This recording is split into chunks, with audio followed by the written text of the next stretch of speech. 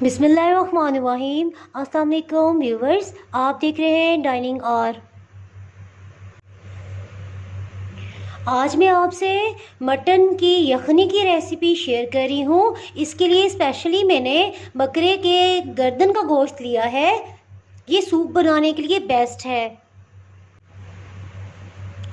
इस यखनी को बनाने के लिए मैंने बकरे की गर्दन का गोश्त जो है ये आधा किलो की मिकदार में लिया है और 2 लहसुन के जवे और 1 इंच का जो है अदरक का टुकड़ा लिया है। इसी तरह 1 दालचीनी और 1 बड़ी इलायची ली है, जिसे काली इलायची भी कहा जाता है। आप इसमें 2 लौंग और 1 बड़ा प्याज भी इस्तेमाल कर सकते हैं, क्योंकि मेरे घर में बच्चे जो हैं वो प्याज का फ्लेवर पसंद नहीं करते और ये बहुत शौक से पीते हैं, तो मैं इसलिए प्याज इस्तेमाल नहीं कर रही हूँ। अगर आपको इस्तेमाल करना चाहते हैं तो ये ऑप्शनल है, आप कर सकते हैं।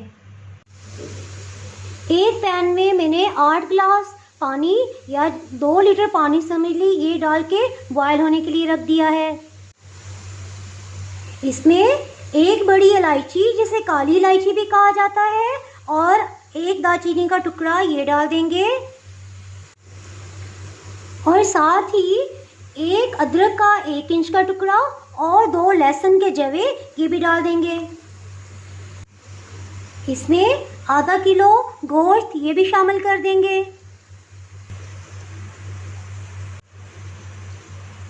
और 1/4 टीस्पून से भी हाफ क्वांटिटी में हम हल्दी लेंगे, यानी 1/4 चाय की चम्मच का भी हाफ हिस्सा, हम आधा हिस्सा लेंगे। ये अभी थ्रू आउट जो है इसके नीचे चूल्हा तेज़ है, हाई फ्लेम पे ये पक रहा है। अब जैसे ही बॉइलिंग पॉइंट पे आया है, इसको हीट स्लो कर देंगे और ढक्कन लगा देंगे। जिस कदर मुमकिन हो कम से कम अब जो है चूल्हे की हम हीट या फ्लेम रखेंगे। 1 घंटा 30 मिनट तक हम इसको इसी तरह बिल्कुल धीमी आंच पे पकाते रहेंगे। उसके बाद हम ढक्कन उठा के चेक करेंगे। अगर पानी कम होगा तो हम 2 गिलास या 3 गिलास मज़ीद पानी इसमें शामिल कर देंगे।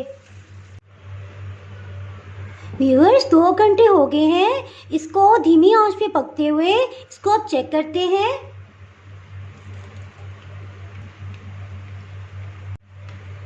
इसमें से एक बोटी निकाल के चेक करेंगे।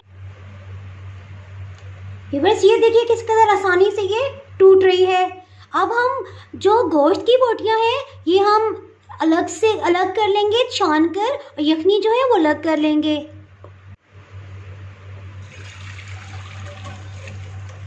इस तरह से छान लेंगे और हड्डी के ऊपर से सब बोटी का रेशा अलग कर लेंगे, और जो अदरक है और लहसुन के जवे ये भी ऊपर रह जाएंगे, क्योंकि इसका सारा जो है वो जूसेस वगैरह सारे यखनी में शामिल हो गए हैं। अब इसमें नमक और काली मिर्च या सफ़ेद मिर्च ऐड करते हैं। नमक जो है ये भर के नहीं लिया है, आधे से थोड़ा ज़्यादा और 1 पूरा टीस्पून से थोड़ा कम है, ये मैं ऐड कर दूंगी। और साथ ही ये हाफ टीस्पून से ज़रा कम सफ़ेद मिर्च है, ये मैंने फ्रेश कूट ली है, इसको भी डाल देंगे। आप सफ़ेद मिर्च की जगह काली मिर्च भी इस्तेमाल कर सकते हैं। इसमें जो है मिर्च की क्वांटिटी कम रखी जाती है। गोश्त में से हड्डी को अलग कर लिया है। इसमें बकरे की गर्दन की जो गोश्त होता है उसमें छोटी छोटी हड्डियां होती हैं, उसको बहुत एहतियात से अलग करिएगा। इसको शामिल कर देते हैं। इसको थोड़ा सा टेस्ट कर लेंगे। शुक्र अल्हम्दुलिल्लाह, इसमें बहुत ज़बरदस्त बहुत अच्छा फ्लेवर आ रहा है। सफ़ेद मिर्च और मुनासिब सा जो है वो नमक का फ्लेवर आ रहा है। इसको अब हम जो है वो सर्विंग बाउल में निकालते हैं। जब व्यूअर्स, मैं आपको ये बताना भूल गई कि जब मैंने पौने 2 घंटे बाद जब मैंने इसको चेक किया था तो इसमें 3 गिलास पानी मैंने मज़ीद डाल दिया था, ताकि गोश्त जो है उसका और हड्डी का अच्छा सा जो फ्लेवर है, सब जूसेस वगैरह वो इसमें ऐड हो जाए यखनी में। व्यूवर्स, यखनी को सर्विंग बाउल में निकाल लिया है।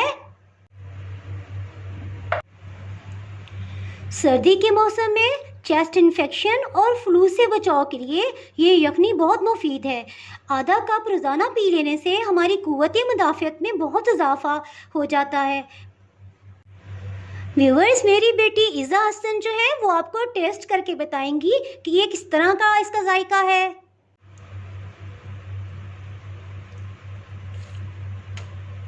वाओ मम्मा, मजा आ गया।